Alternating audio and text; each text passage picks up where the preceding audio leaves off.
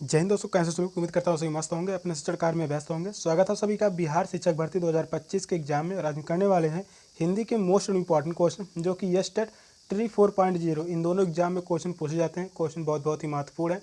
Channel पर जो भी नए हैं चैनल को सब्सक्राइब कर लीजिए। 25 क्वेश्चन लिए गए हैं। ये 25 क्वेश्चन बहुत ही महत्वपूर्ण है। कहने के लिए सिर्फ 25 क्वेश्चन है, व्याख्या सहित 100 क्वेश्चन हो जाते हैं। प्रैक्टिस सेट पेपर आज 5 है। चलिए क्लास को स्टार्ट करते हैं। और पहला क्वेश्चन है, अंग्रेजी के रोमांटिज्म के लिए हिंदी में प्रकृतिवाद, छायावाद, स्वच्छंदतावाद, रम्यवाद, कौन सा ऑप्शन करेक्ट है? इंपॉर्टेंट क्वेश्चन है।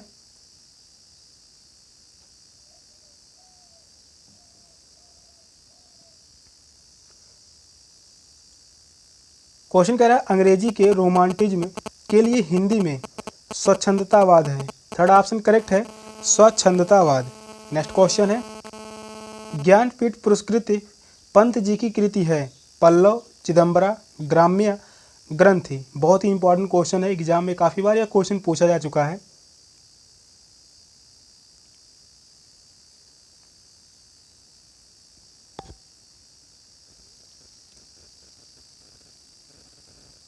क्वेश्चन कह रहा है ज्ञानपीठ पुरस्कृत पंत जी की कृति है। सुमित्रानंदन पंत जी की कृति है चिदंबरा।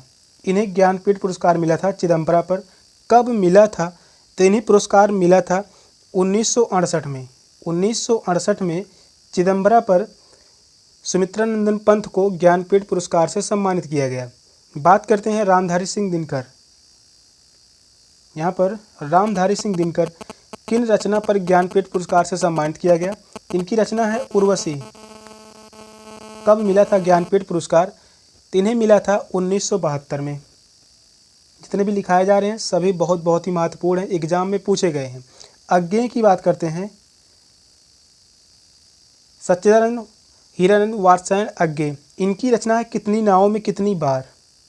इनकी रचना है कितनी नावों में कितनी बार। इन्हें ज्ञानपीठ पुरस्कार मिला था 1978 में। इन्हें ज्ञानपीठ पुरस्कार से सम्मानित किया गया था 1978 में। अब बात करते हैं महादेवी वर्मा।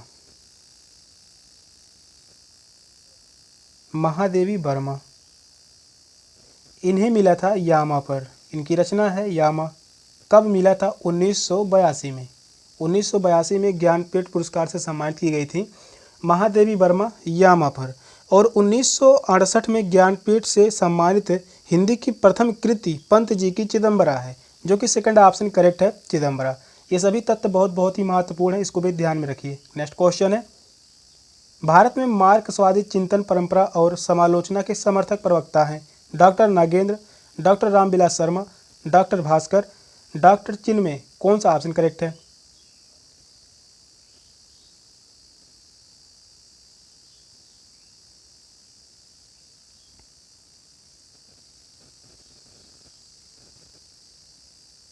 क्वेश्चन कह रहा है भारत में मार्क्सवादी चिंतन परंपरा और समालोचना के समर्थक प्रवक्ता हैं, तो वह है doctor Ramvilas Sharma. Second option correct है, डॉक्टर रामविलास शर्मा। डॉक्टर रामविलास शर्मा आधुनिक हिंदी साहित्य के प्रसिद्ध आलोचक, निबंधकार, विचारक एवं कवि थे। तो बहुत ही महत्वपूर्ण क्वेश्चन है, सेकंड ऑप्शन करेक्ट है।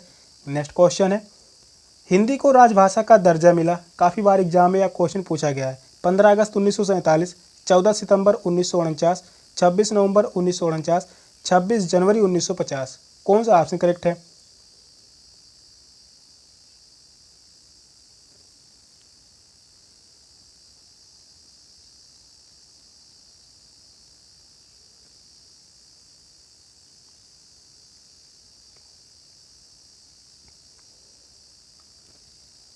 क्वेश्चन इंपॉर्टेंट है। हिंदी को राजभाषा का दर्जा मिला, कब मिला था? 14 सितंबर 1949 को। सेकंड ऑप्शन करेक्ट है, 14 सितंबर 1949। राजभाषा का शाब्दिक अर्थ होता है राजकाज की भाषा। जो भाषा राजकीय कार्यों के लिए प्रयुक्त होती है वह राजभाषा कहलाती है। राजभाषा संवैधानिक शब्द है। राजभाषा कैसा शब्द है पूछा गया है, तो यह जो है संवैधानिक शब्द है।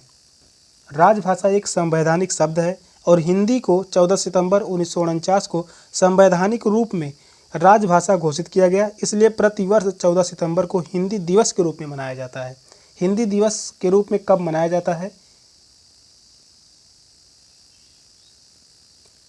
हिंदी दिवस कब मनाया जाता है? एग्जाम में पूछा गया है। तो आज 14 सितंबर। 14 सितंबर सेकंड ऑप्शन करेक्ट है। नेक्स्ट क्वेश्चन है, भारतेंदु युग की समय सीमा है 1850 से 1900, 1779 से 1887, 1875 से 1965, 1900 से 2010। कौन सा ऑप्शन करेक्ट है?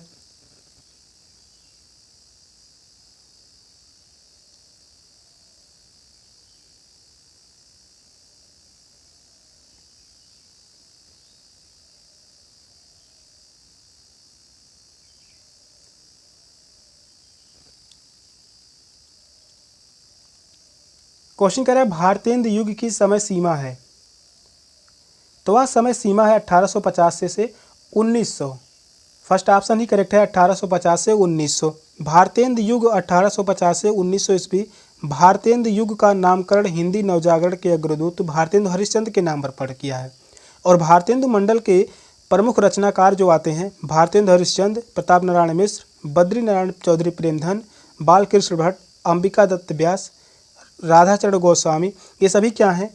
भारतेंदु युग के रचनाकार हैं। फर्स्ट ऑप्शन करेक्ट है। नेक्स्ट क्वेश्चन है, हिंदी रेखा चित्र का विकास डैश डैश के बाद हुआ? 1900 के बाद, 1936, 1950 या 1955 के बाद?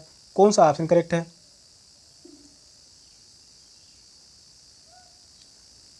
क्वेश्चन यह भी इंपॉर्टेंट है, एग्जाम में पूछा जाता है। हिंदी रेखा चित्र का विकास कब से हुआ? तो इसका विकास हुआ 1936 के बाद। सेकंड ऑप्शन करेक्ट है, 1936 के बाद।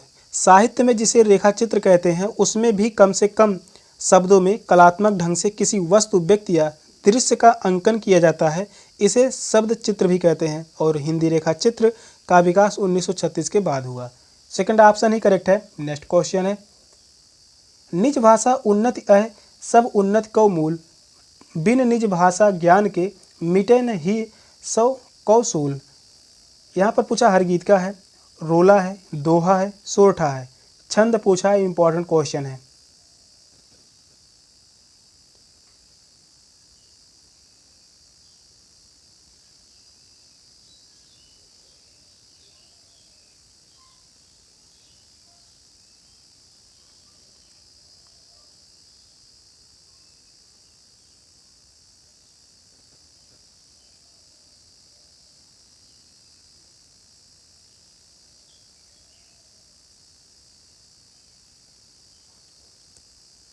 क्वेश्चन कह रहा है, पंक्ति कह रहा है, निज भाषा उन्नति है सब उन्नति को मूल, और बिन निज भाषा ज्ञान के मिटे नहीं को सूल। तो यहाँ पर जो है दोहा है।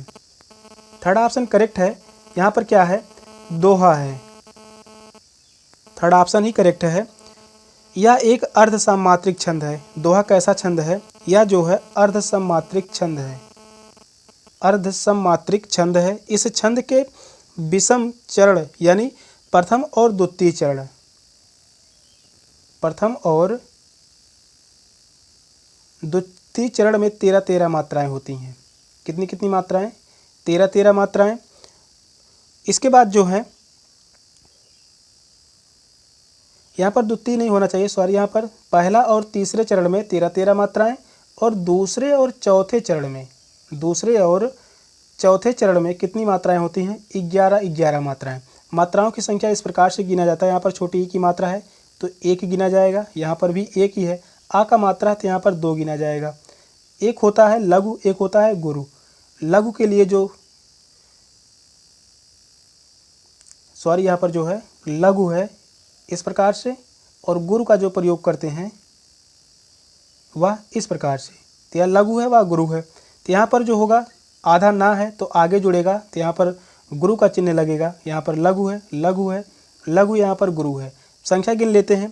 तो यहाँ पर जो है 1 2 2 4 2 6 2 8 2 10 और 11 2 13। तो यहाँ पर जो दिया गया है ना, पहला और तीसरे चरण में 13-13 मात्राएं। अब यहाँ पर गिनते हैं। यहाँ पर लघु है, लघु है, यहाँ पर गुरु होगा, लघु, लघु, गुरु, गुरु और लघु। अब यहाँ पर 11 मात्राएं होनी चाहिए। तो 1 2 2 4 2 6 2 8 2 10 1 11 11 मात्राएं। यानी पहले और तीसरे चरण में 13-13 मात्राएं और दूसरे और चौथे चरण में 11-11 मात्राएं। यही दोहा की पहचान है। थर्ड ऑप्शन करेक्ट है। नेक्स्ट क्वेश्चन है, सुन सिय सत्य असीस हमारी, पूजा ही मन कामना तुम्हारी। चौपाई है, दोहा है, सोरठा है, बरवे, कौन सा ऑप्शन करेक्ट है? इंपॉर्टेंट है।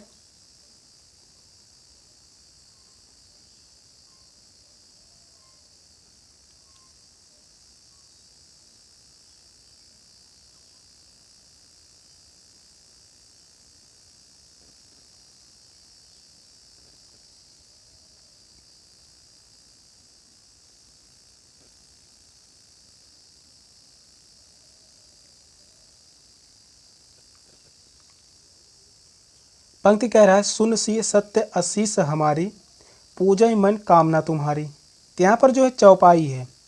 फर्स्ट ऑप्शन करेक्ट है, चौपाई। यह एक सममात्रिक छंद है। चौपाई कैसा छंद है? सममात्रिक छंद है। इसको भी ध्यान रखिए, सममात्रिक छंद है और इसके प्रत्येक चरण में 16-16 मात्राएं होती हैं। प्रत्येक चरण में 16-16 मात्राएं। अंकन करते हैं तो यहाँ पर जो होगा लघु का चिन्ह, यहाँ पर भी लघु है, या भी लघु, या भी लघु। अब यहाँ पर सा है और उसके बाद आधा ता है, तो आधा ता जो है ये सा में जुड़ेगा, तो यहाँ पर गुरु का चिन्ह, यहाँ पर लघु है। बड़ी की मात्रा तो गुरु का चिन्ह, यहाँ पर लघु, लघु। आ की मात्रा है गुरु का चिन्ह और बड़ी की मात्रा है तो गुरु का चिन्ह।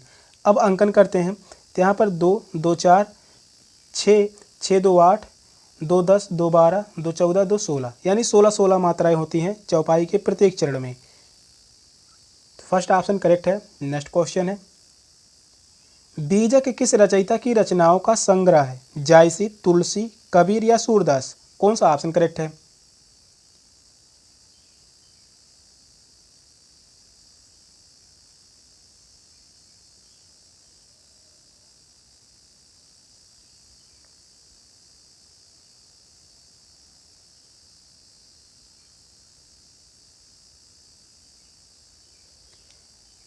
क्वेश्चन कह रहा है बीजक किस रचयिता की रचनाओं का संग्रह है? तो वह है कबीरदास। थर्ड ऑप्शन करेक्ट है, कबीरदास। कबीरदास हिंदी साहित्य के भक्ति काल के प्रसिद्ध कवि तथा समाज सुधारक थे।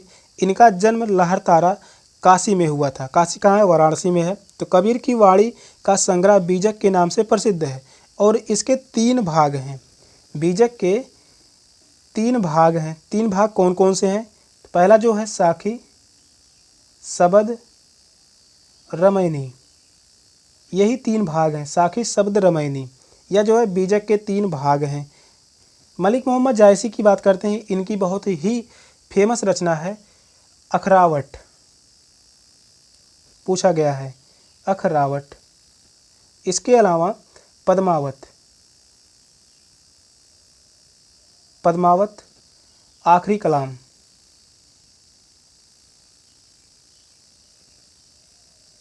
आखिरी कलाम, यह रचना जो है जायसी जी की है। तुलसीदास की रचना है रामचरितमानस, रामचरितमानस। सूरदास की रचना है, सूरदास की रचना है सूरसागर। जितनी भी रचनाएं लिखी जा रही हैं सभी बहुत बहुत ही महत्वपूर्ण हैं, एग्जाम में पूछे जाने की संभावना है। इसके अलावा सूर सरावली, सूर सरावली इंपॉर्टेंट रचना है साहित्य लहरी, साहित्य लहरी, यह रचना जो है सूरदास जी की है। थर्ड ऑप्शन करेक्ट है, कबीर। नेक्स्ट क्वेश्चन है, आंसू किसका प्रमुख काव्य है? मैथिली शरण गुप्त, जयशंकर प्रसाद, सूर्यकांत त्रिपाठी निराला, सुमित्रानंदन पंत, कौन सा ऑप्शन करेक्ट है?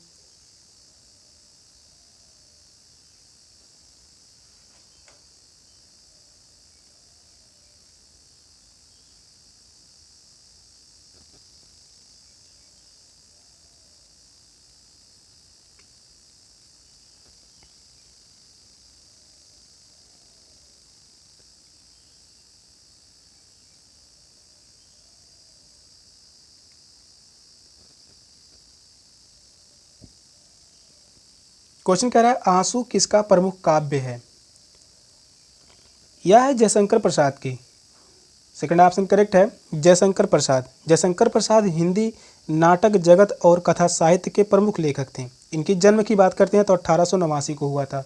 जन्म कब है? 1889 को वाराणसी में हुआ था, उत्तर प्रदेश में हुआ था। और इनकी प्रमुख रचनाएं जो हैं कामायनी, आंसू के अलावा जो है कामायनी, कामायनी जो है यह एक महाकाव्य है, यह जो है महाकाव्य है। इसके अलावा आंसू है, लहर है, लहर है, झरना है, चित्रधारा है, चंद्रगुप्त, ध्रुव सामनी, स्कंदगुप्त, एक घूंट, अजातशत्रु, तितली, कंकाल। तितली और कंकाल दोनों ही रचना फेमस है। तितली, कंकाल इंपॉर्टेंट रचना है। सेकंड ऑप्शन करेक्ट है, जयशंकर प्रसाद। मैथिली शरण गुप्त की बात करते हैं, इनकी रचना है साकेत, एग्जाम में पूछा गया है साकेत। इसके अलावा भारत भारती, भारत भारती, जयद्रथ वध, यशोधरा, पंचवटी, ये सभी रचनाएं जो हैं मैथिली शरण गुप्त की हैं। बात करते हैं सूर्यकांत त्रिपाठी निराला की, इनकी रचना है परिमल, परिमल इंपॉर्टेंट रचना है। अनामिका, अनामिका इंपॉर्टेंट रचना है, परिमल भी इंपॉर्टेंट है। इसके अलावा गीतिका, गीतिका भी रचना है सूर्यकांत त्रिपाठी निराला की। सेकंड ऑप्शन करेक्ट है, जयशंकर प्रसाद। यहाँ पर फोर्थ ऑप्शन में जो दिया गया है सुमित्रानंदन पंत, अभी भी बताया चिदम्बरा, चिदम्बरा किसकी रचना है? तो वह सुमित्रानंदन पंत की, जिस पर इन्हें ज्ञानपीठ पुरस्कार से सम्मानित किया गया है। नेक्स्ट क्वेश्चन है, प्रिय पति व मेरा प्राण प्यारा कहाँ है, दुख जल निधि में डूबी का सहारा कहाँ है। रस पूछा, श्रृंगार रस, रौद्र रस, करुण रस या शांत रस, कौन सा ऑप्शन करेक्ट है?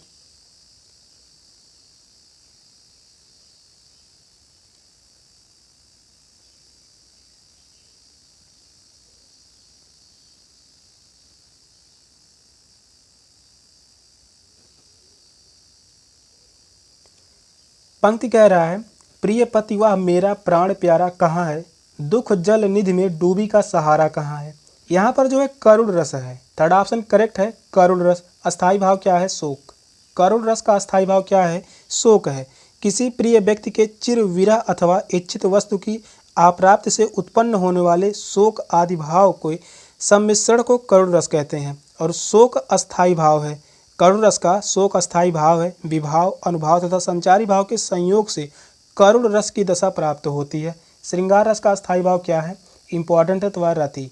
रौद्र रस का स्थायी भाव है क्रोध, और वहीं शांत रस का स्थायी भाव है निर्वेद। थर्ड ऑप्शन करेक्ट है, करुण। नेक्स्ट क्वेश्चन है, हिमाद्रि तुंग श्रृंग से प्रबुद्ध शुद्ध भारती, स्वयं प्रभा समुज्ज्वला स्वतंत्रता पुकारती। यहाँ पर भी रस है, श्रृंगार रस, वीर रस, हास्य रस, भयानक रस, कौन सा ऑप्शन करेक्ट है?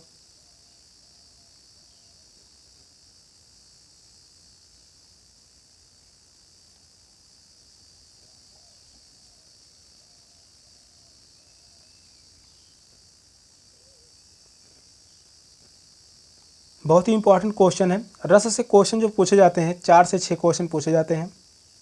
इंपॉर्टेंट क्वेश्चन है, बहुत ही सुंदर पंक्ति है। हिमाद्रि तुंग श्रृंग से प्रबुद्ध शुद्ध भारती, स्वयं प्रभा समुज्ज्वला स्वतंत्रता पुकारती। यहाँ पर जो है रस है वीर रस, वीर रस की प्रधानता है, तो सेकंड ऑप्शन करेक्ट है, वीर रस। अस्थाई भाव क्या होगा? उत्साह। वीर रस का अस्थाई भाव है उत्साह। जिस काव्य को पढ़ने में मन में उत्साह नामक अस्थाई भाव की जागृति हो उसे वीर रस कहते हैं, और इसका अस्थाई भाव उत्साह है। अभी भी बताया श्रृंगार रस का अस्थाई भाव जो है रति है, और वही हास्य रस का अस्थाई भाव है हास। भयानक रस का अस्थाई भाव जो होगा भय। भयानक रस का अस्थाई भाव क्या है? भय है। सेकंड ऑप्शन करेक्ट है, वीर रस। नेक्स्ट क्वेश्चन है, नीरस कौन सी संधि है? स्वर संधि, व्यंजन संधि, विसर्ग संधि, स्वर और व्यंजन दोनों, कौन सा ऑप्शन करेक्ट है? इंपॉर्टेंट क्वेश्चन है। संधि से क्वेश्चन जो पूछे जाते हैं 8 से 10 क्वेश्चन, और उतने ही क्वेश्चन कराए जाएंगे आज।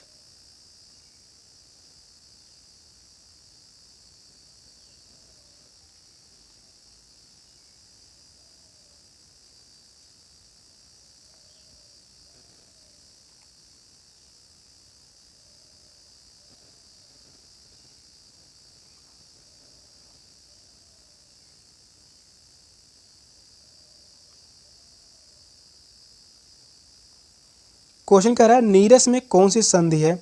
तो यहाँ पर जो है संधि है विसर्ग संधि। थर्ड ऑप्शन करेक्ट है, विसर्ग संधि। नीरस का संधि विच्छेद क्या होगा? निह धन निह धन रस, निह धन रस अर्थात नीरस, विसर्ग संधि है। थर्ड ऑप्शन करेक्ट है। नेक्स्ट क्वेश्चन है, देवेंद्र में कौन सी संधि है? गुण संधि, व्यंजन संधि, विसर्ग संधि, स्वर और व्यंजन दोनों, कौन सा ऑप्शन करेक्ट है?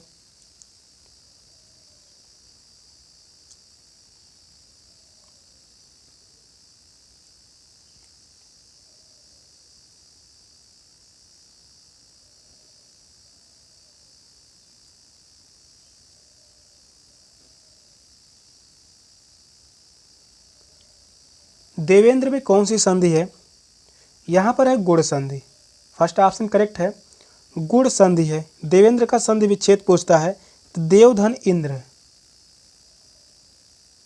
देवधन इंद्र या जो है देवेंद्र का संधि विच्छेद है। पूछता है मृगेंद्र में कौन सी संधि है?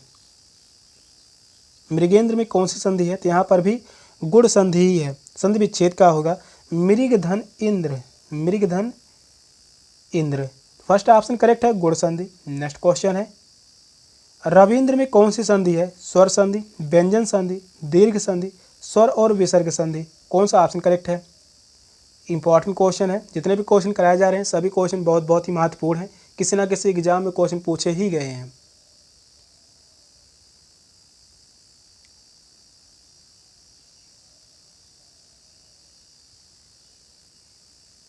रविंद्र में कौन सी संधि है? तो यहाँ पर जो होगा दीर्घ संधि। थर्ड ऑप्शन करेक्ट है, दीर्घ संधि। रविंद्र में दीर्घ संधि है। संधि विच्छेद करने पर रविधन इंद्र, रविधन इंद्र। तो यहाँ पर जो है यहाँ से भी छोटी ई की मात्रा और प्लस छोटी ई की मात्रा मिलाकर क्या बनेगा? बड़ी ई, बराबर क्या होगा? रविंद्र। थर्ड ऑप्शन करेक्ट है, दीर्घ संधि। नेक्स्ट क्वेश्चन है, शयन में कौन सी संधि है? स्वर संधि, व्यंजन संधि, विसर्ग संधि, अयादि संधि, कौन सा ऑप्शन करेक्ट है? इंपॉर्टेंट क्वेश्चन है, काफ़ी बार एग्जाम में यह क्वेश्चन पूछा गया है।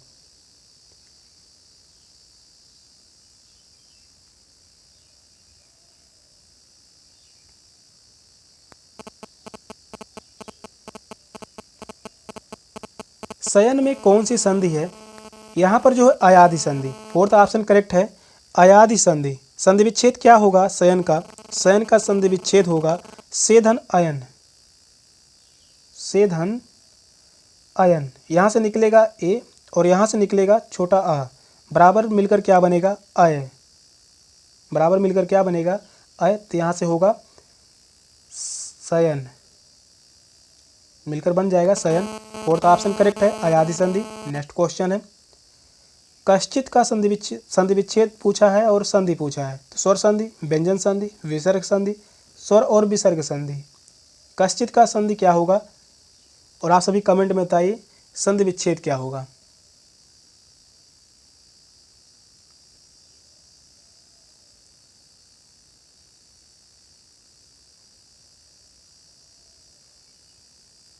यह जो है विसर्ग संधि है। थर्ड ऑप्शन करेक्ट है, विसर्ग संधि। कश्चित में विसर्ग संधि है। इसका संधि विच्छेद होगा कह धन चित्त, कह धन चिति। यह जो है विसर्ग संधि है। थर्ड ऑप्शन ही करेक्ट है। नेक्स्ट क्वेश्चन है, नीचे दिए गए शब्दों में प्रयुक्त समास का नाम बताइए। पंचवटी कौन सा समास है? द्वंद्व समास, कर्मधारय समास, द्विगु समास, तत्पुरुष समास, कौन सा ऑप्शन करेक्ट है?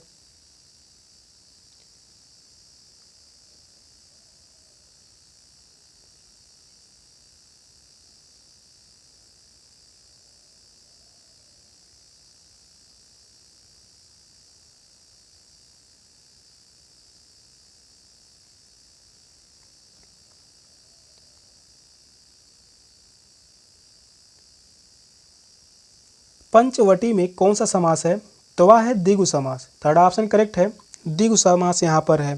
पंचवटी में द्विगु समास है। जिस वाक्य में पूर्व पद संख्यावाची होता है और उससे समूह का बोध होता है तो वहाँ द्विगु समास कहलाता है। द्विगु समास के अन्य जो उदाहरण होंगे पंचवटी है, इसके अलावा त्रिय भवन, त्रिय भुवन है। इसके अलावा नवग्रह, नवग्रह भी द्विगु समास है। चौराहा इंपॉर्टेंट है, चौराहा भी द्विगु समास है। त्रिनेत्र भी द्विगु समास ही है। द्वंद्व समास की बात करते हैं। द्वंद्व समास का उदाहरण जो होगा अन्न जल, अन्न जल यहाँ पर है द्वंद्व समास।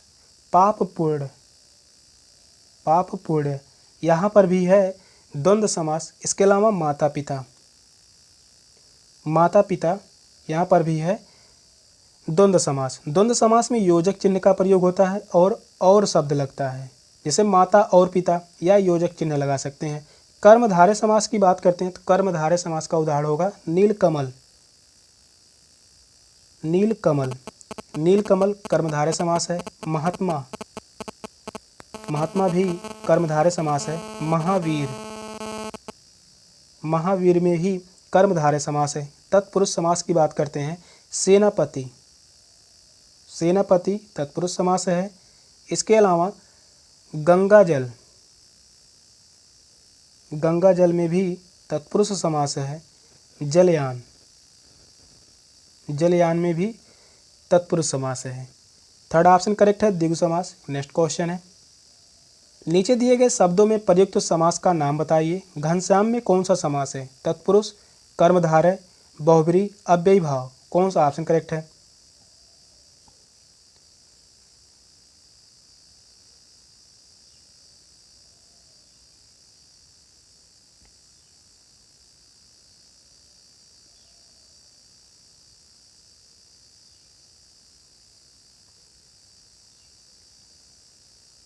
नीचे दिए गए शब्दों में प्रयुक्त समास का नाम बताइए। घनश्याम में कौन सा समास है? तो यहाँ पर है बहुब्रीहि समास। थर्ड ऑप्शन करेक्ट है, बहुब्रीहि समास। घनश्याम में बहुब्रीहि समास है।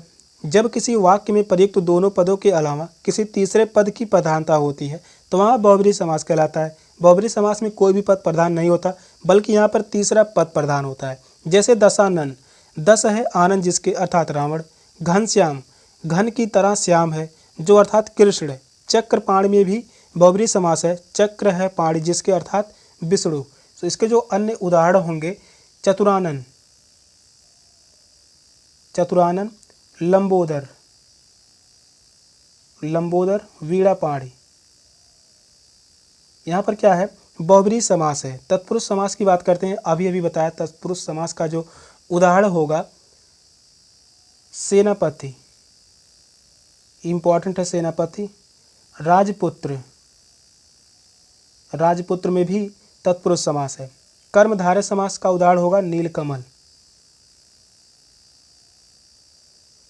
नीलकमल, चरण कमल। अव्ययी भाव समास इंपॉर्टेंट है। अव्ययी भाव समास का उदाहरण होगा आजन्म, आजन्म। भरपेट, एग्जाम में पूछा गया भरपेट में कौन सा समास है? अव्ययी भाव समास है। यथाशीघ्र इंपॉर्टेंट है, यथाशीघ्र, यहाँ पर भी अव्ययी भाव समास है। थर्ड ऑप्शन करेक्ट है, बहुब्रीहि समास। नेक्स्ट क्वेश्चन है, नीचे दिए गए शब्दों में प्रयुक्त समास का नाम बताइए। आशातीत में कौन सा समास है? तत्पुरुष, अव्ययी भाव, बहुब्रीहि या द्विगु समास। कौन सा ऑप्शन राइट है?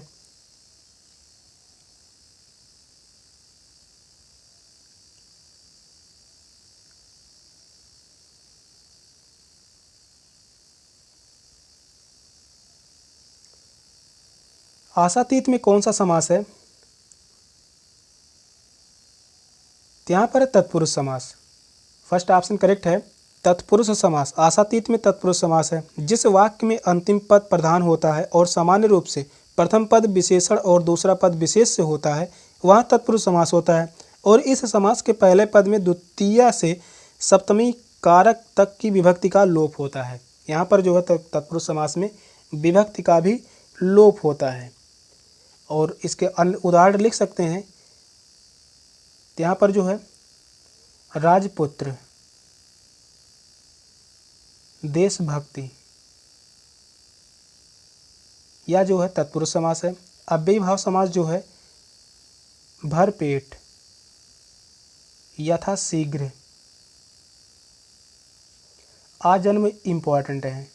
आजन्म में अव्ययी भाव समास है। बहुब्रीहि समास की बात करते हैं तो यहाँ पर जो होगा वीणापाणि, यहाँ पर है वीणापाणि, लंबोदर,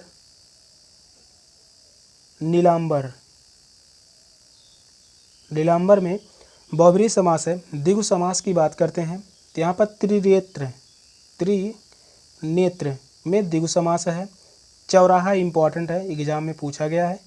चौराहा में द्विगु समास है। इसके अलावा नवग्रह, त्रिभुवन, ये सभी क्या है? द्विगु समास। फर्स्ट ऑप्शन करेक्ट है तत्पुरुष समास। सेशन का लास्ट क्वेश्चन था। क्वेश्चन कैसे लगे कमेंट में जरूर बताइएगा। चैनल पर नए हैं, चैनल को सब्सक्राइब कर लीजिए। मिलते हैं फिर नेक्स्ट क्लास में, तब तक के लिए बाय बाय, टेक केयर, जय हिंद।